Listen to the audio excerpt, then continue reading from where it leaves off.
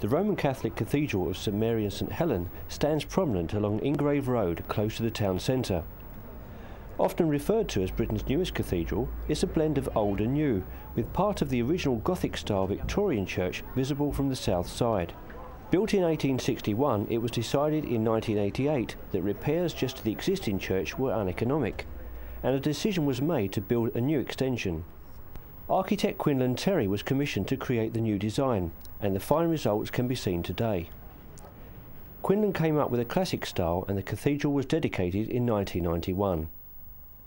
Roman Catholic Bishop the Right Reverend Thomas McMahon has been Bishop of Brentwood for more than 20 years and believes that the building has unique features to offer. Well, I rather like to think that it's a building that is very easy to pray in, so that when you come into a building, the sense of, when I use the word numinous, the sense of the holy, either comes from a very dark building like Chartres Cathedral or Westminster Cathedral in London, or from a very light building. And this is a very light building which lifts you up. And so I think it means it's a very peaceful building and very easy to pray within this building.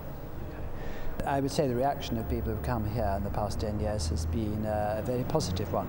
They don't always expect to find a classical cathedral here in Brentwood, and so I think they're pleasantly surprised and enjoy seeing the classical, because this actually is the first cathedral built in the classical style since St Paul's, so fairly unique.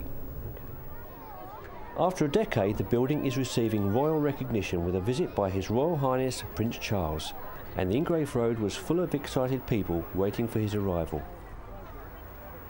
This is a private visit by the Prince, who personally requested to see the cathedral and of the work of one of his favourite architects, Quinlan Terry. For perhaps the only time in Brentwood, the Royal Standard will fly over the cathedral, and ready to join in the celebrations were several children from local schools, many armed with the Union Jacks. As the royal vehicle swept through the gates and up to the main entrance, the excitement had reached its peak.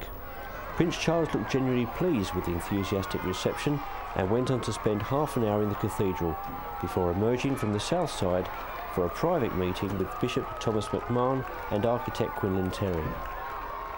Two exterior architectural features are of Bernini Wren style. The octagonal lantern was made in one piece in Cambridge, and its dome, weighing some 2.5 tons, was lifted into place by a joint effort from a helicopter and the largest mobile crane in the country. The front entrance is emphasised by the semicircular portico that was inspired from a similar design at St Paul's Cathedral. The royal occasion today was attended by several dignitaries, one of which was the Conservative MP for Brentwood, so I asked him what his reaction was to the visit. So obviously we know that His Royal Highness is very keen on architecture, and this cathedral is virtually unique. The Evening Standard, I think, tongue-in-cheek described it as the style of Brentwood Baroque, but it's a beautiful addition to the town, got wonderful acoustics, and quite a lot of concerts are held here besides religious services. How pleased have you been with the turnout today? Oh, it's great. It's a lovely warm summer afternoon. Kids were in great spirits singing, and Prince Charles did his best to speak to as many as he could, so that's great. For the Bishop too, it was a significant day, and I asked him what the Prince's reactions had been. Prince Charles obviously found this a delightful interlude, as it were, in what is an extremely busy day of public engagements for him.